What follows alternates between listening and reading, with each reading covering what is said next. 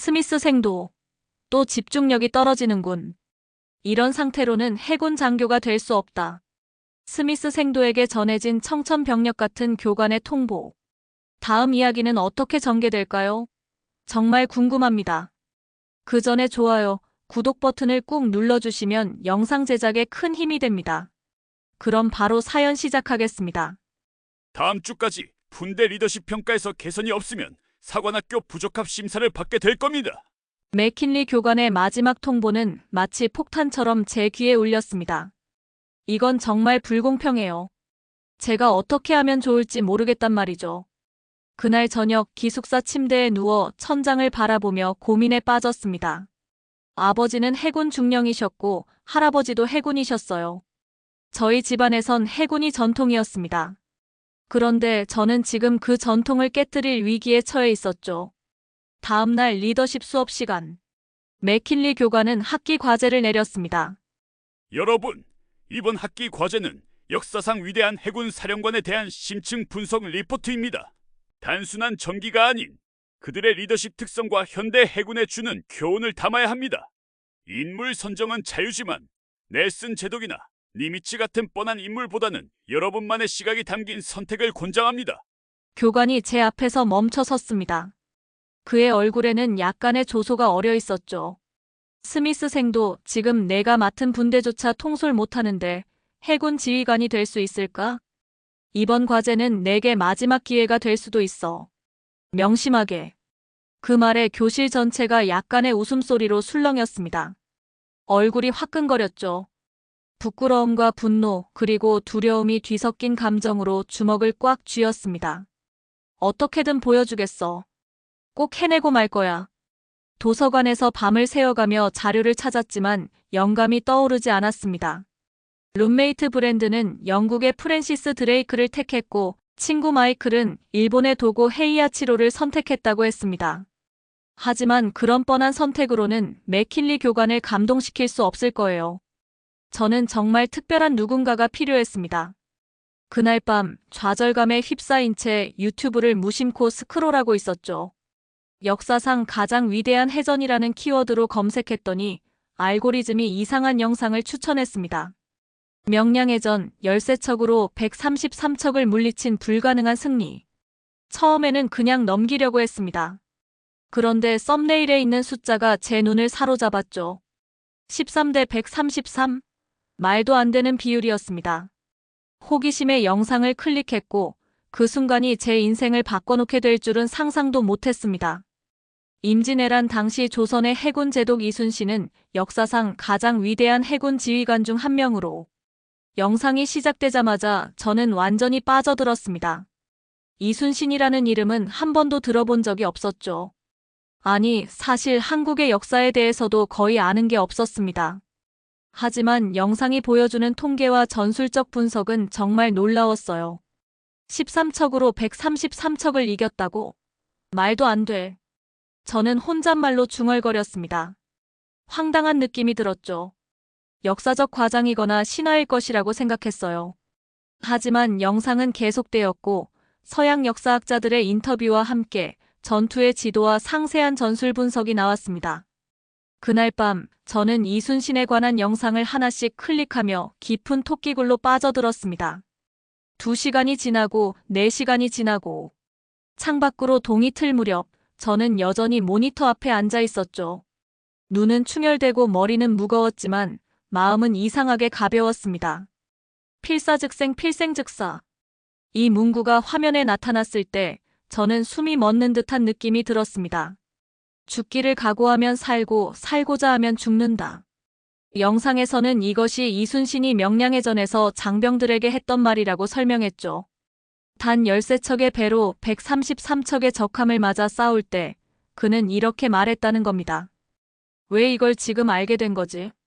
저는 스스로에게 물었습니다. 해군 가문에서 자랐고 군사 역사에 관심이 많았는데도 이순신이라는 이름을 한 번도 들어본 적이 없었다니. 서양 중심적 역사관에 가려진 진정한 영웅이 있었던 거죠. 더 많은 자료를 찾기 위해 사관학교 도서관으로 향했습니다. 놀랍게도 이순신에 관한 영어 자료는 매우 제한적이었어요. 몇 권의 책과 논문이 전부였죠. 하지만 그 속에서 저는 보물을 발견했습니다. 난중일기의 영어 번역본이었어요. 이것은 단순한 일기가 아니라 전쟁 중인 장군의 생생한 증언이다. 서문에 쓰여 있었습니다. 도서관 구석에 자리 잡고 난중일기를 읽기 시작했습니다.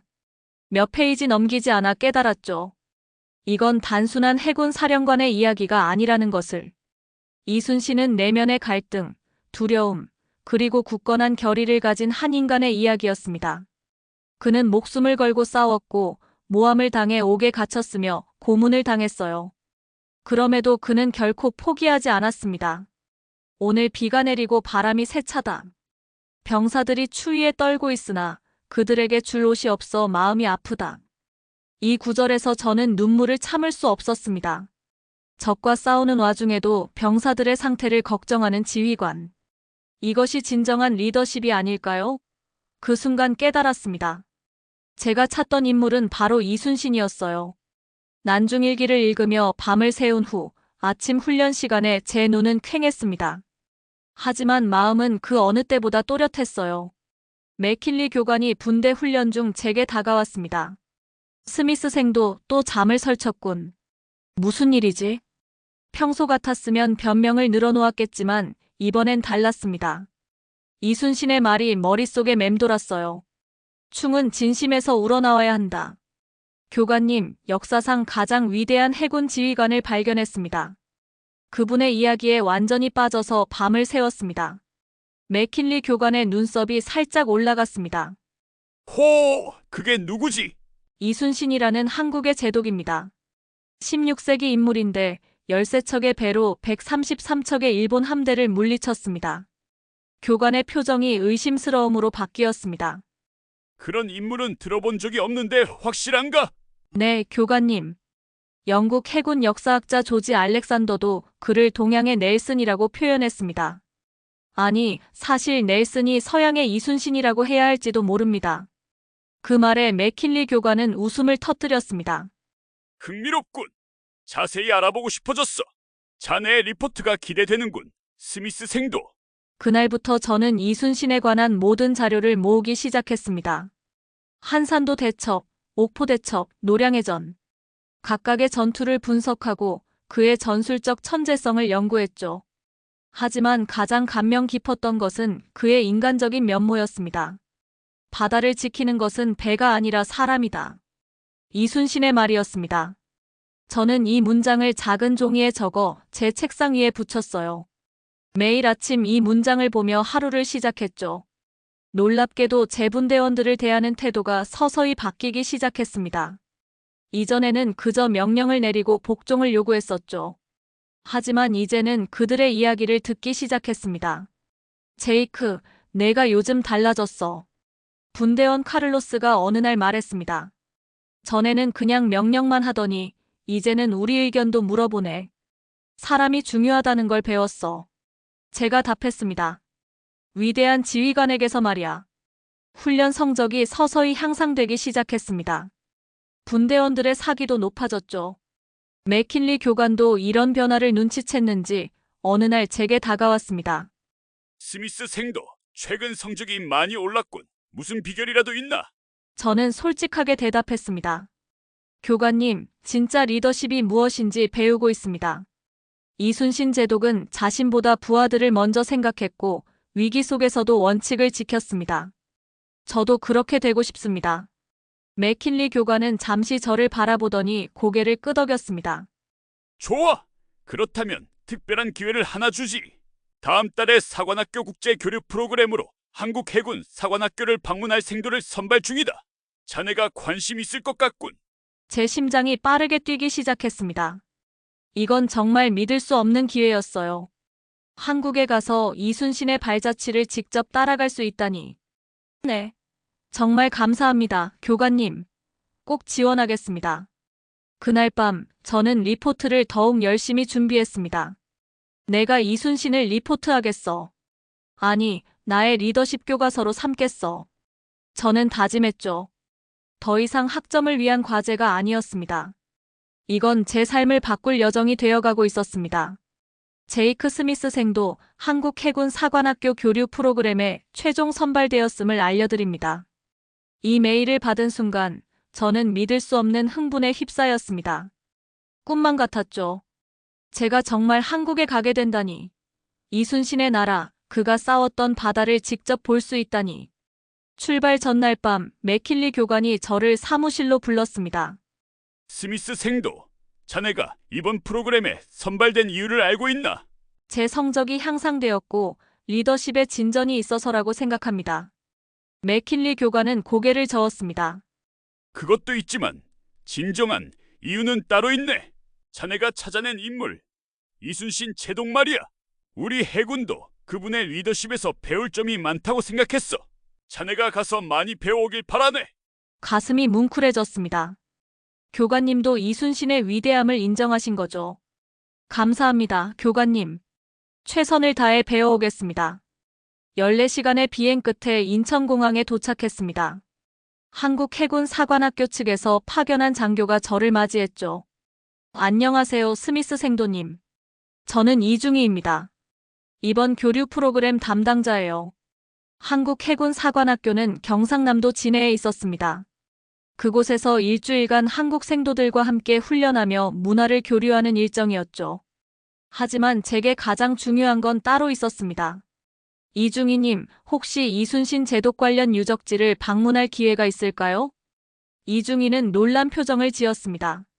미국 생도가 이순신 제독에 관심이 있다니 신기하네요. 실은 이번 주말에 통영으로 현장학습이 예정되어 있어요. 거기가 바로 한산도 대첩이 벌어진 곳이죠. 그 말에 저는 가슴이 두근거렸습니다. 드디어 이순신의 발자취를 따라갈 수 있게 된 거예요. 토요일, 우리는 버스를 타고 통영으로 향했습니다. 창밖으로 보이는 한국의 풍경은 정말 아름다웠어요. 푸른 산과 바다가 어우러진 모습이 마치 그림 같았죠. 저기 보이는 섬이 한산도입니다.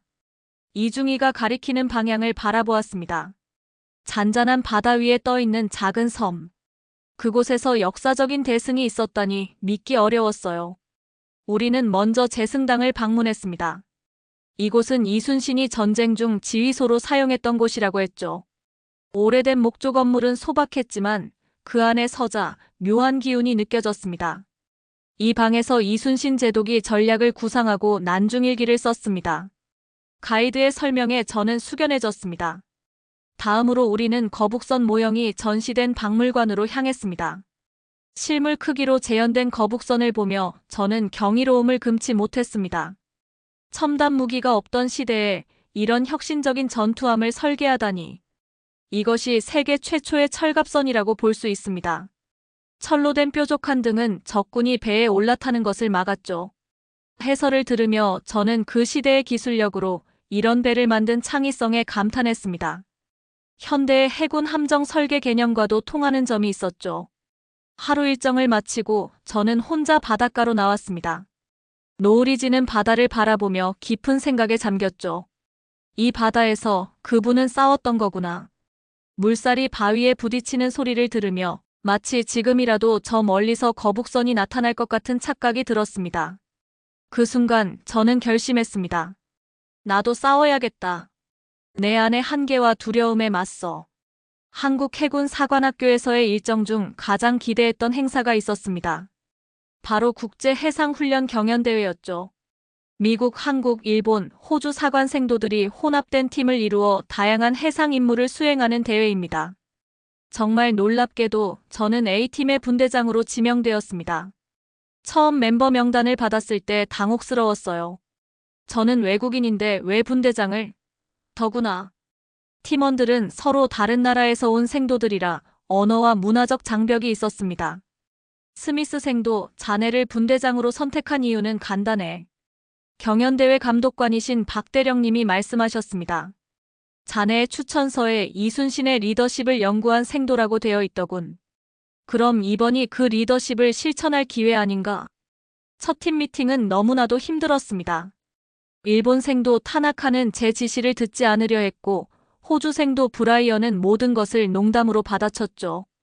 한국 생도들 태준과 민수는 공손했지만 의견을 잘 내지 않았습니다. 어떻게 이 사람들을 하나로 만들지? 첫날 밤 저는 깊은 고민에 빠졌습니다. 그때 문득 이순신의 난중일기 구절이 떠올랐어요. 장수된 자는 배고픔과 추위를 먼저 알아야 하고 부하의 고통을 자신의 고통으로 여겨야 한다. 다음 날 아침 일찍 저는 각 나라 생도들을 개별적으로 만났습니다. 그들의 이야기를 듣고 걱정거리를 물었죠.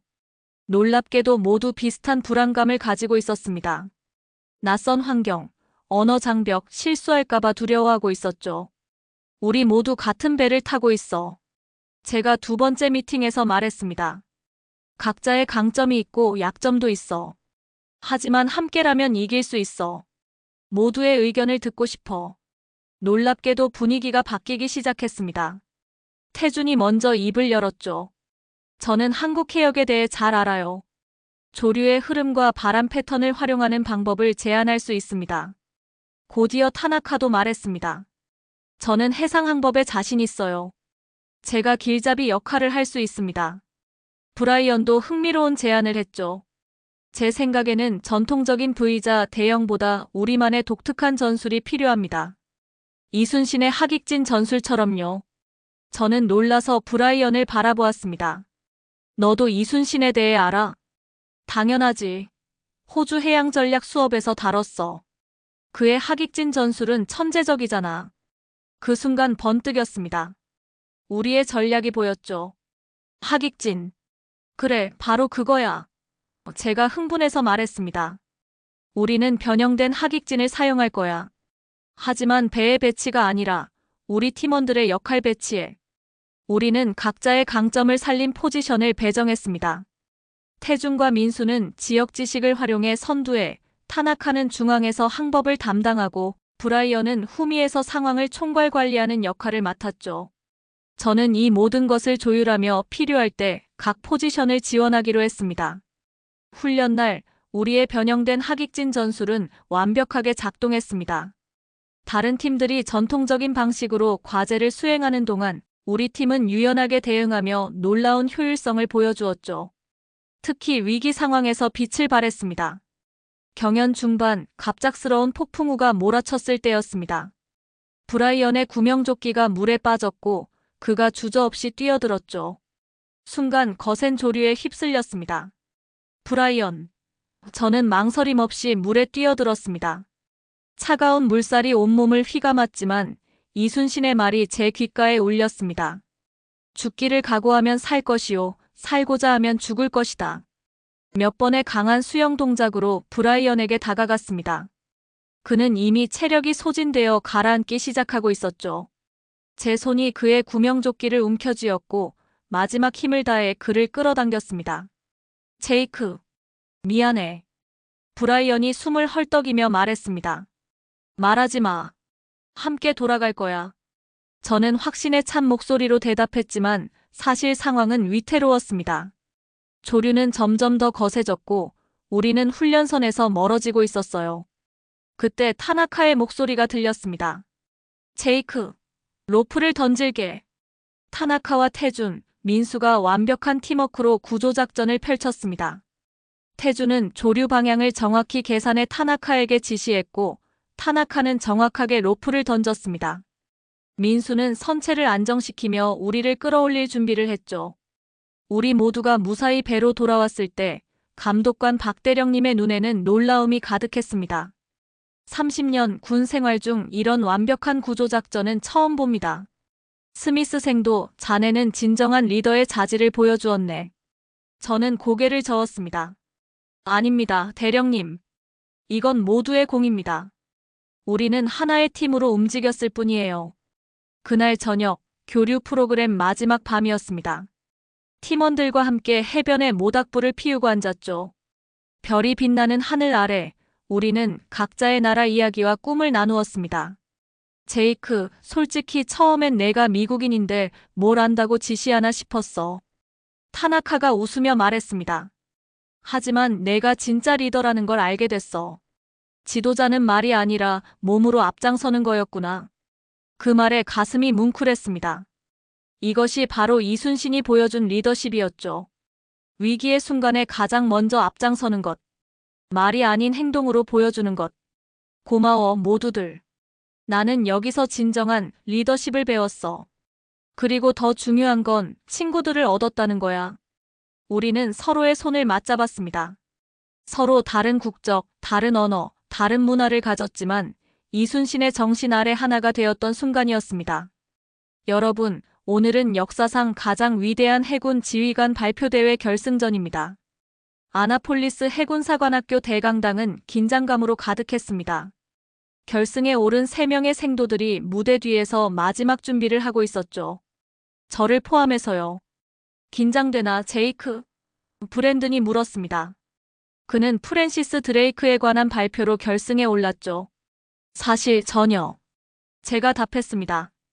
이상하게도 평온했어요. 내가 말하려는 건 단순한 사실이나 전술이 아니야. 이것은 정신에 관한 이야기니까. 첫 번째 발표자인 케이틀린은 호레이쇼 넬슨에 관한 훌륭한 분석을 보여주었습니다. 두 번째 발표자 브랜든도 드레이크의 스페인 함대 격퇴에 관한 생생한 묘사로 청중을 사로잡았죠. 마침내 제 차례가 왔습니다. 무대 위로 올라서자 모든 시선이 저에게 집중되었습니다. 심사위원석에는 맥킨리 교관을 포함한 5명의 교관들이 앉아 있었죠. 심호흡을 하고 발표를 시작했습니다. 존경하는 심사위원, 선배, 동료 여러분.